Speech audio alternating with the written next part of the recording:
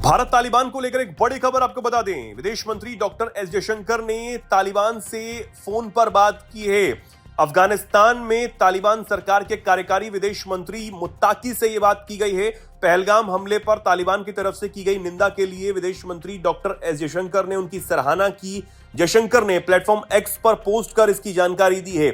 अब यह बातचीत पाकिस्तान के लिए किसी झटके से कम नहीं मानी जा रही, क्योंकि यह बातचीत ऐसे समय में हुई है जब अफगानिस्तान और पाकिस्तान के बीच रिश्ते बेहद तनावपूर्ण बने हुए हैं।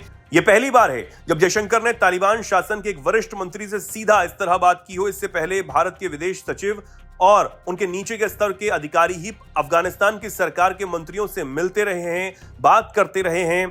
पिछले दिनों विदेश सचिव विक्रम मिस्री भी अफगानिस्तान पहुंचे थे। वहां उन्होंने तालिबान सरकार के मंत्रियों से मुलाकात की थी, बातचीत की थी। लेकिन पहलगाम हमले के बाद जिस तरह तालिबान की तरफ से इस हमले की निंदा की गई, उसके बाद यह बातचीत बेहद अहम मानी जा रही है। भारत ने हमेशा से अफगानिस्तान के साथ मजबूत रिश्ते बनाए हैं और अब इस बातचीत के बाद ये रिश्ते और ज्यादा प्रगाढ़ होते हुए ही नजर आ रहे हैं।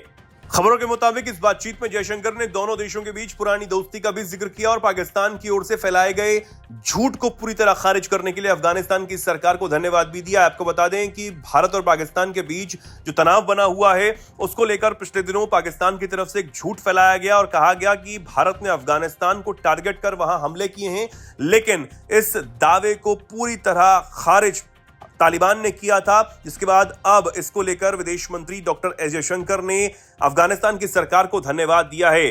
जयशंकर ने आश्वासन दिया है कि अफगानिस्तान के डेवलपमेंट में भारत कोई कसर नहीं छोड़ेगा। हम सबको पता है कि भारत की तरफ से एक बड़ा इन्वेस्टमेंट अफगानिस्तान में किया गया है और तालिबान सरकार अब यह चाहता है कि भारत उसे मान्यता दे। यह बातचीत इसलिए भी अहम मानी जा रही है क्योंकि भारत ने अब तक तालिबान सरकार को मान्यता नहीं दी है और इसके लिए लगातार तालिबान ये कोशिश कर रहा है कि भारत उसे मान्यता दे।